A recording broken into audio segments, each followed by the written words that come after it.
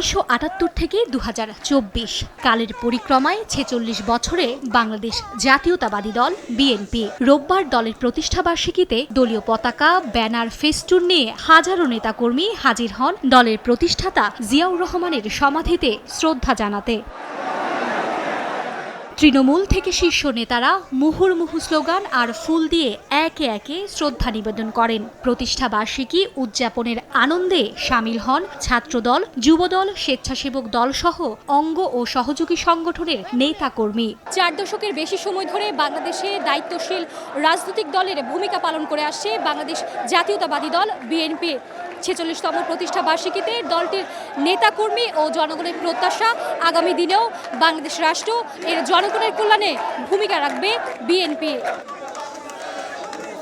বিগত ১৫ বছরে হত্যা, গুম ও মিথ্যা মামলার শিকার হওয়া নেতাকর্মীদের স্মরণ করে বিএনপি মহাসচিব মির্জা ফখরুল ইসলাম আলমগীর বলেন, গণতন্ত্র প্রতিষ্ঠায় প্রতিজ্ঞাবদ্ধ বিএনপি। আগামীতেও সব বাধা আর চ্যালেঞ্জ মোকাবেলায় প্রস্তুত তারা।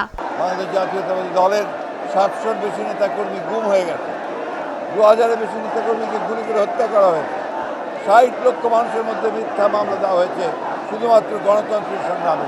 এই বাংলাদেশের গড়ে তোলবার জন্য আজকে আমরা প্রতিজ্ঞাবদ্ধ হয়েছি, শপথ নিয়েছি এবং যে কোনো বাধাই আসুক সব চ্যালেঞ্জকে মোকাবেলা করে বাংলাদেশে গণতন্ত্র সুপ্রতিষ্ঠা করা, মুক্তবাজার অর্থনীতিকে প্রতিষ্ঠা করা, সমৃদ্ধ বাংলাদেশে পরিণত করার জন্য আমরা কাজ করে যাব। দলের ৪৬তম প্রতিষ্ঠা বার্ষিকী উপলক্ষে লন্ডন থেকে দেয়া ভিডিও বার্তায় বিএনপির ভারপ্রাপ্ত চেয়ারম্যান তারেক রহমান বলেন, স্বৈরশাসন মুক্ত হয়েছে বাংলাদেশ, এখন সময় বৈষম্য মুক্ত সমাজ গড়ার। বিএনপি মনে করে রাষ্ট্র সংস্কারকে কার্যকর করতে হলে দেশের রাজনৈতিক দলগুলোর দৃষ্টিভঙ্গি এবং কার্যক্রমেও স্বচ্ছতা নিশ্চিত করার বিষয়টিও উপেক্ষা করার কোনোই সুযোগ নেই। বিএনপি বিশ্বাস করে তথ্য প্রযুক্তির বর্তমান বিশ্বে কথামালার রাজনীতির পরিবর্তে বর্তমান প্রজন্ম প্রতিশ্রুতির বাস্তবায়ন দেখতে চায়, সমৃদ্ধি, সম্মান এবং সম্ভাবনার দ্বার উন্মোচন দেখতে চায়। দলের নেতাকর্মীদের জনগণের কল্যাণে কাজ করার নির্দেশও দেন তারেক রহমান। মার্জিয়া মুমু, সময় সংবাদ, ঢাকা।